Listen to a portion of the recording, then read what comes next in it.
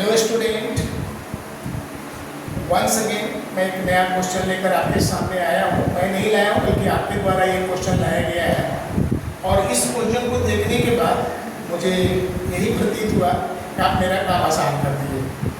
आप कहेंगे मेरा काम आसान, मैंने कहा था कि मैं आपको एक नहीं दो मेथड से प्रमाणित करूँगा कि टेम्परेचर 10 डिग्री से बढ़ाने पे रेट दुगना या तिगुना कैसे होता है। एक मैं मैथमेटिकल की बात किया था और दूसरा मैं ग्राफिकल की भी बात किया था, क्योंकि मैं हम लोग तो लैब में है नहीं, तो हम लोग लैब की बात को अपने थ्योरी के माध्यम से लैब जैसा ही करने के लिए और आपको शो करने के लिए आपने तो एक प्रॉब्लम ही मेरे को ला कर रख दिया है जो कि प्रमाणित होने जा रहा है कि रेट ऑफ रिएक्शन अगर हम 300 से किसी रिएक्शन का 300 गेन करते हैं तो देखेंगे अभी कि अभी आपको दिखाई देगा कि वो लगभग 2 फोल्ड हो रहा है। और जैसे ही हमने 300 कैलोरी से 320 कैलोरी जाएंगे, जबकि देखिए एक्टिवेशन एनर्जी मेरा ना घटेगा ना बढ़ेगा, मैं कांस्टेंट रखूँगा, क्योंकि आपको पता होगा कि टेम्परेचर से एक्टिवेशन एनर्जी हमेशा इंडिपेंडेंट होता है, नो इफेक्ट। टेम्परेचर बढ़ाइए घटाइए एक्टिवेशन एनर्जी पे कोई फर्क नहीं पड़ता है। इसका मतलब हुआ कि आप हमारे हमको जो प्रूव करना था आपने पहला पैदा हमारे पास क्वेश्चन बेच के ही कर दिया है, इसके लिए बहुत बहुत धन्यवाद। अब मैं आपको ये प्रूफ करके दिखा रहा हूँ कि कैसे ये। अब देखिए ये जो क्वेश्चन है कि what will be the rate और rate constant of reaction if temperature range from 300 kelvin to 310 kelvin and 300 kelvin to 320 kelvin if activation energy 52 kilo joule per mole. इसमें कहा गया है कि आपके पास एक रिएक्शन है जिसका activation energy 52 kilo joule per मोल है। पहली बार टेम्परेचर को ना हम लोग बढ़ा रहे हैं 300 केल्विन से 310 तक और दूसरी बार 300 केल्विन टू 320 तक, तो 2 टाइम्स हो गया ना। जैसे पहले 10 से बढ़ा फिर फर्दर 10 से बढ़ा, तो जैसा हम लोगों ने पीछे पढ़ा था कि जो टेम्परेचर कोफिशिएंट होता है तो हम लोग कहते हैं कि पहला 10, दूसरा 10, तीसरा 10, चौथा 10, वो उसका पावर टेम्परेचर कोफिशिएंट का वो जो डिफरेंस होता है टेम्परेचर का, वो डिफरेंस बाई 10 करके नंबर निकालते तो पावर रेंज का जाता था, पावर रेंज हो जाता है। ये पढ़ाई हमने किया। अब हम लोग इसको सॉल्व करने जा रहे हैं, दोनों की मैं आपको बताने जा रहा हूँ। तो जो हम लोगों ने आर्हेनियस थ्योरी, आर्हेनियस इक्वेशन के नाम से पढ़ाई किया है, अब मैं इसकी बात करने जा रहा हूँ कि जो आर्हेनियस इक्वेशन के, आर्हेनियस इक्वेशन में हम लोग क्या पढ़े कि K equal to A e to the power minus A/RT।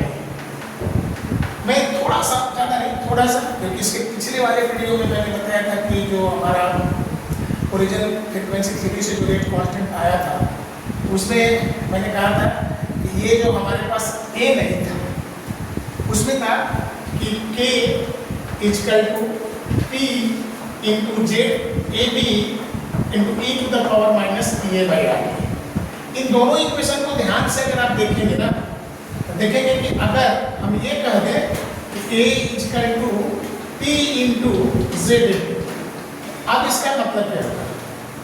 That is the steric factor, collision frequency, and this product is called Arrhenius factor और आर्हेनियस पैरामीटर और फ्रीक्वेंसी फैक्टर और प्री एक्सपोनेंशियल फैक्टर। यानी इसमें दोनों समाहित हो गया, collision frequency भी हो गया और ओरिएंटेशन भी हो गया। देखिए आर्हेनियस इक्वेशन को क्यों ज़्यादा इंपॉर्टेंस दिया जाता है, क्योंकि यहाँ हम लोग दो बातें करते थे, दोनों एनर्जी बैरियर और ओरिएंटेशन बैरियर की बातें करते थे। अब ये दोनों को मिलाकर इन्होंने एक फ्रीक्वेंसी फैक्टर बना दिया। बड़ा स्पष्ट शब्दों में ये कहना चाहे, आप अगर उसकी फ्रीक्वेंसी को बढ़ा रहे हैं, नंबर ऑफ कोलिजन को बढ़ा रहे हैं और बढ़ा रहे हैं, तो इसमें दोनों काम आप कर रहे हैं। आप साथ साथ एनर्जी फैक्टर को भी सॉल्व कर रहे हैं और स्टेरिक फैक्टर को भी सॉल्व कर रहे हैं। दोनों को एक साथ लेकर इन्होंने आर्हेनियस फैक्टर की बात कर दी। अब ऐसा हो गया, तो ये तो हमारे पास आ गया कि आर्हेनियस इक्वेशन आ गया। अब इसका नेचुरल लॉग में हम लोग चले गए, तो दोनों तरफ लॉग ले लिए, तो ln A into e to the power minus A/RT। और जैसा कि हम लोग जानते हैं कि इसमें L इंटू L के फॉर्मूला पे तोड़ दे तो हमारे पास हो जाएगा माइनस A/RT, ये इक्वेशन हो जाएगा। अब यदि इसको हम लोग क्या करते हैं कि लॉग बेस 10 में चले जाते हैं लॉग बेस 10 पे चले जाए तो ये हमारा हो जाएगा log 10k log 10a and minus EA by 2.303 RT. That's equation number 1. अब सवाल है कि ये दो टेम्परेचर वैरी कर रहा है, अब हमें दो इक्वेशन लेके चलना होगा, दो बार रेट लेना होगा। तो अब आपको यहाँ पर मानना होगा, क्या मानना होगा कि हमारा जो रेट है वो रेट कांस्टेंट के बराबर है। मैं बार बार स्पेसिफिक रिएक्शन रेट की बात कर रहा हूँ, यहाँ पर हम लोग इसी की बात अभी करते हैं। तो जिस समय अगर हमारे पास नेचुरल कोई रिएक्शन है, अगर वो उसका रेट आर है, उसका रेट कांस्टेंट के है और उस समय का टेम्परेचर टी है, नो प्रॉब्लम। अब हम लोग कह रहे हैं कि अब हमारा रेट क्या होगा, मतलब R1, रेट कांस्टेंट क्या होगा मतलब K1, टेम्परेचर क्या होगा मतलब T1। This is the first case. अब इनिशियल स्टेज में क्या रिएक्शन था, देयर इज नो मैटर। हमारा जो क्वेश्चन था 300 केल्विन टू 310 केल्विन, ये था 300 केल्विन टू 320 केल्विन। सो मैं हर बार हमारा T1 अक्सर रहेगा, T2 बदल जाएगा, ये दोनों भी बदल सकते हैं। अब दूसरी बात, हमारा रेट हो गया R2 और ये हो गया K2 और ये हो गया T2। अब आप फर्स्ट केस की बात करेंगे। अब हम T1 की जगह 300 केल्विन यूज करेंगे, T2 की जगह 310 केल्विन यूज करेंगे। लेकिन पहले मैं चाह रहा हूँ कि नॉर्मल इक्वेशन एक इक्वेशन बना लूँ आरएनएस का, जो कहीं के लिए भी हमारा कुछ भी निकलना हो तो काम हम लोग कर सकते हैं। हम लोग क्या करेंगे कि इक्वेशन फर्स्ट में एक बार K की जगह K1 और T की जगह T1 रखता हूँ, एक नया इक्वेशन हो जाएगा। तो हमारा इक्वेशन हो जाएगा log K1 log A minus EA by 2.303 RT1. That's equation number 2. Similarly, अब इस वैल्यू को हम पुट करेंगे। बहुत सिंपल है, ये आप सब समझ रहे हैं, आप समझ भी पहले भी समझे होंगे और भी समझ रहे होंगे। मेरे को सिर्फ जो प्रूफ करना है वो देखेंगे आप। log A minus EA by 2.303 RT2, जो पहले से सीखे हुए हैं उनके लिए एक नया चीज मिलेगा कि प्रमाणित कर पाएंगे कि वो 10 डिग्री से चेंज करने पे डबल या ट्रिपल होता है, 20 डिग्री से चेंज करने पे क्या होता है। साथ में कुछ मैथमेटिकल टिप्स भी यहाँ सीखेंगे। अब ये जो इक्वेशन 2 और 3 है, इसको 3 से 2 को सब्ट्रैक्ट कर दीजिए। जैसे ही 2 से 3 को सब्ट्रैक्ट करेंगे, आपके सामने एक नई इक्वेशन आ जाएगी।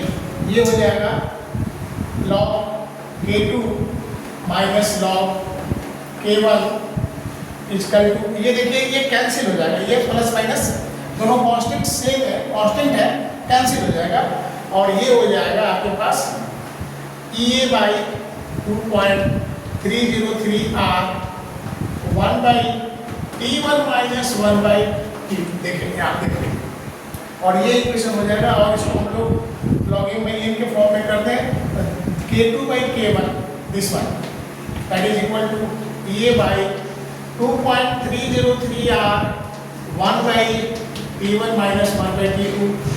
ये आपका आरएनएस का एक स्टैंडर्ड फॉर्म है। ये इक्वेशन नंबर 4 जो है स्टैंडर्ड फॉर्म है। अब आप इसमें वैल्यू रखेंगे, जो वैल्यू दिया हुआ न्यूमेरिकल वैल्यू खुद से भी सॉल्व करेंगे, आपको स्वतः ये प्रमाणित होने जा रहा है। इस इक्वेशन को आप भली भांति परिचित हैं, जो नहीं परिचित हैं वो भी परिचित होइए। कैसे ये ड्राइव होता है, मैं एक एक चीज ड्राइव कर रहा हूँ, कहीं से कोई डायरेक्ट नहीं कि हम लोग ऐसे जानते हैं। नो, हम लोग जाने अभी, मैं शुरू से ही मैं काइनेटिक का जो थ्योरी बता रहा हूँ, शुरू से हर बात को प्रूफ कर रहा हूँ कि देखिए ये कहाँ से, ओरिजिन कहाँ है। तो साइंस में देखो ओरिजिन को पकड़ना, अगर तुम ओरिजिन को पकड़ लिया ना तो भैया तुम्हारा काम हो जाएगा। अब पुट करो भाई, log K2 by K1 equal to EA by 2.303 R, this is 300 and 310। ये देखिए आपके सामने आ गया दिस वन। अब इसको मैं शॉर्ट देखिए, ये दिया हुआ है, वैल्यू देखिए दिया हुआ है, दिस इज 52 किलो जूल। मैं इसको किलो हटा दिया 1000 से मल्टीप्लाई कर दिया, 2.303 और R का वैल्यू लेना होगा। R यू नो, R के बारे में जानते हैं कि R एक एनर्जी है। एनर्जी के बहुत सारे यूनिट होते हैं। यहाँ हमको जूल में लेना है क्योंकि मेरा जो पहले से दिया हुआ वैल्यू था 52 किलो जूल, हमें R का वैल्यू लेंगे 8.31। ये सब जो छोटे छोटे चीज़ें होती हैं यूनिट में, साइंस में, फिजिक्स और केमिस्ट्री में बहुत ध्यान देने की जरूरत होता है।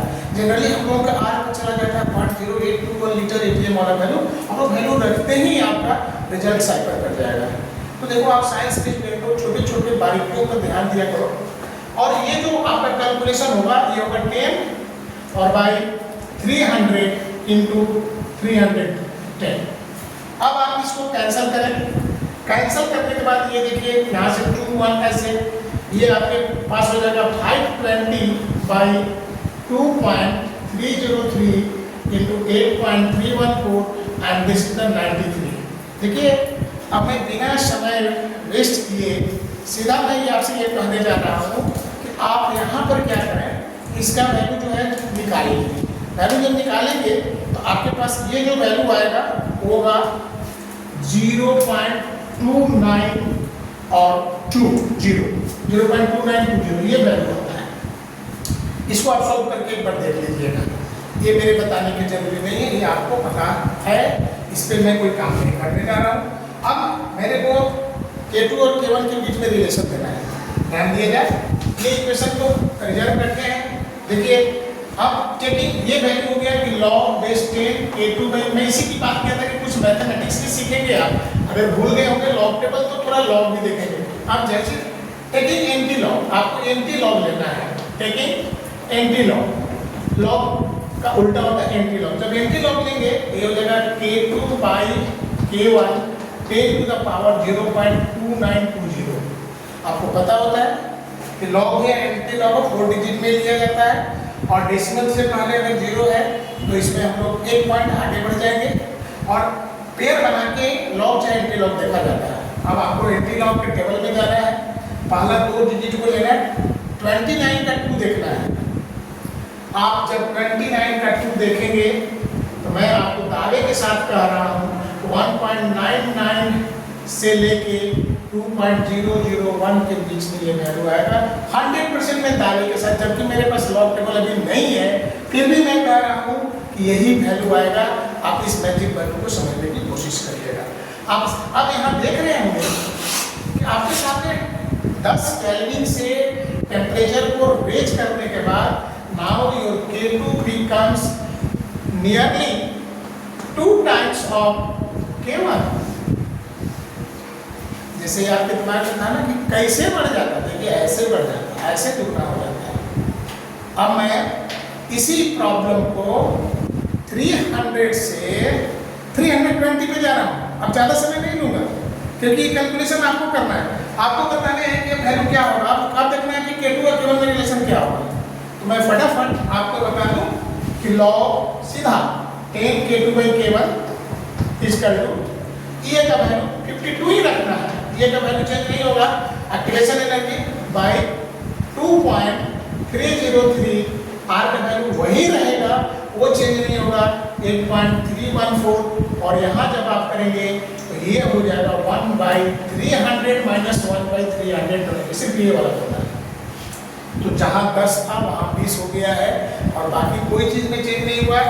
That is equal to 52 into 1000 by 2.303 into 8.314 into 20 by 300 into 320।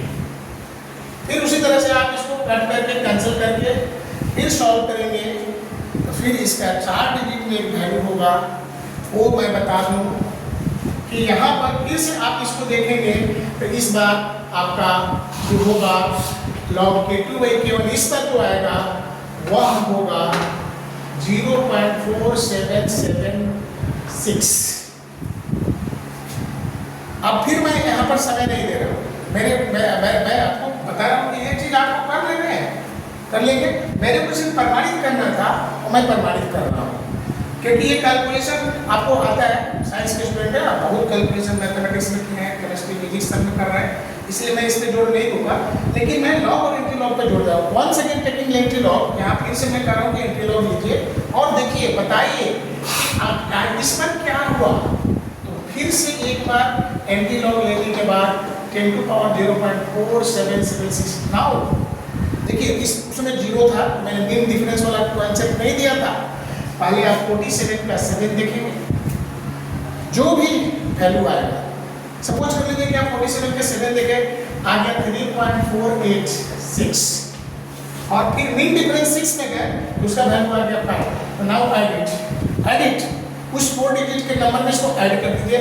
तो 6, 5, 11, 9, 4 and 3 नियरली आप that is equal to 3.5 times and that is equal to 3.5 nearly. आप बताएंगे, अब देखेंगे इसके पहले वाले में क्या आया था K2 K3 का रिलेशन।